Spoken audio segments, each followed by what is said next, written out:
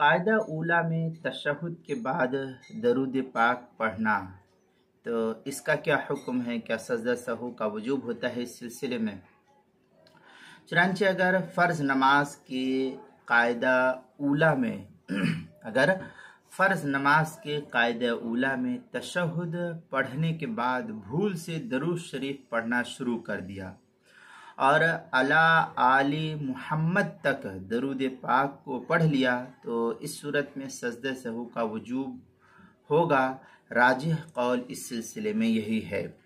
چنانچہ فتاوی شام وغیرہ کے اندر ہے، وقدمنا عن القاضی الامام انه لا يجب ما لم يقل وعلى آل محمد وفي شرح المنیۃ الصغیر انه قول الاکثر وهو الاصح۔